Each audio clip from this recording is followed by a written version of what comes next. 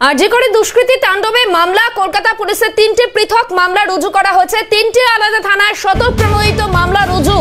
উল্টোডাঙ্গা, টালা, শ্যামবাজার থানায় মামলা। কলকাতা পুলিশের 3টে পৃথক মামলা রুজু করা হয়েছে।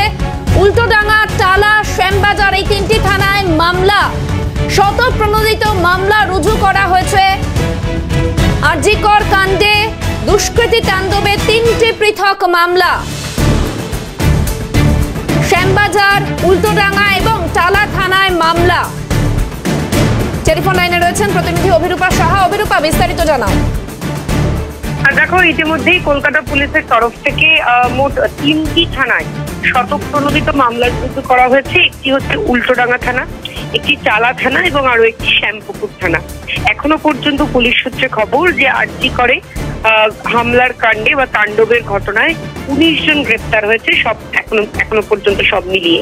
এবার এই 3টি থানায় কেন আলাদা আলাদা করে মামলা রুজু করা হয়েছে তার কারণ যেটা পুলিশ আধিকারিকরা মনে করছেন যে আরজিকরে হামলার ঘটনায় যে সমস্ত ব্যক্তিরা এসেছিলেন তারা এই সমস্ত থানা সংলগ্ন এলাকারই ব্যক্তি। ফলে 3টি থানা তারা আলাদা আলাদাভাবে স্বতঃপ্রণোদিতভাবে অভিযুক্তদের তল্লাশি অভিযানের কাজ শুরু করেছেন।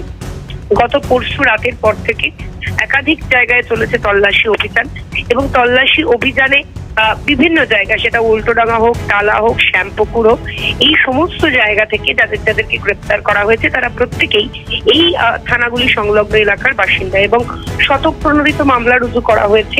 একই ধারায় সমস্ত থানায় মামলা রুজু করা হয়েছে এবং পুলিশ কর্মীরা তল্লাশি অভিযান চালু করেছেন অভিযুক্তদের খোঁজে এবং বিভিন্ন ছবি যেগুলি সোশ্যাল সাইটে দেওয়া হয়েছে, সোশ্যাল সাইটের মাধ্যমে অভিযুক্তদের চিহ্নিতকরণের যে প্রক্রিয়া সেই প্রক্রিয়াও শুরু করা হয়েছে, এমনটাই খবর কলকাতা পুলিশ সূত্রে।